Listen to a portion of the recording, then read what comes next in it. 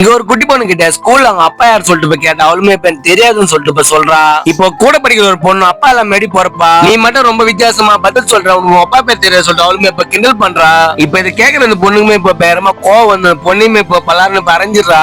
இப்ப இதே கோவத்துல வீட்டுக்கு போயிட்டு இப்ப கையில கத்தி வச்சுட்டு உட்காந்துட்டு இருக்கா. இப்ப அம்மா கிட்ட போயிட்டு அப்பாவோட பேரை சொல்லுங்க சொல்லிட்டு போய் கேக்குறா. இப்ப அவங்க சொல்ல முடியாது சொல்ற அந்த பொண்ணுமே இப்ப கத்தியால இப்ப கையுமே இப்ப கட் பண்ணிக்கிறா. இப்ப இதை பார்த்து பயந்து போயிட்டாங்க அம்மாவை இப்ப இது யாருமே சொல்லக்கூடாது சொல்லிட்டு நான் வேலை செய்யற வீட்டோட ஓனர் ஜெயராம் உங்க அப்பான்னு சொல்லிட்டு சொல்றாங்க. இப்ப இந்த பொண்ணு இப்ப இதை கேட்டு இப்ப கோலம் பண்ணல இப்ப ரொம்ப சந்தோஷப்படுறா. இப்போ அதுக்கப்புறம் அந்த வீட்டுக்கு போகும்போது தான் பணக்கார பொண்ணு மாரி இப்ப நினைச்சுக்கிறா. அம்மா அவருக்கு டீ எடுத்துட்டு போகும்போது இந்த பொண்ணுமே இப்ப அப்பாக்கு நான் டீ எடுத்துட்டு போறமா சொல்லி இந்த பொண்ணுமே இப்ப வாங்கி இப்ப எடுத்துட்டு போறா. இப்போ ஜெயராம இந்த பொண்ணோட கையில அடிபட்டது பார்த்துட்டு உனக்கு என்னாச்சுன்னு சொல்லிட்டு இப்போ கையில காசை கொடுத்துட்டு உடனே ஹாஸ்பிட்டல் போய் பாருன்னு சொல்லிட்டு இப்ப சொல்றாரு. இப்போ அப்பாக்கு நம்ம மேல பாசம் நினைச்சிட்டு இந்த பொண்ணுமே இப்ப ரொம்ப சந்தோஷப்படுறா. இப்போ பார்த்தா ஜெயராமோட ஃபர்ஸ்ட் பொண்டாட்டி இப்ப இறந்து போயிருப்பாங்க. இப்ப ரெண்டாவது ஒரு கல்யாணம் ஒண்ணு பண்ணிருப்பாரு.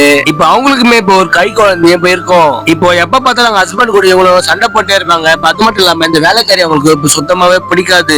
இப்போ எப்ப பார்த்தாலும் அந்த குட்டி பொண்ணு நம்ம திட்டிட்டு அடிச்சுட்டே இருப்பாங்க. இதேமே இந்த குட்டி பொண்ணு பார்த்துட்டே தான் இருப்பா.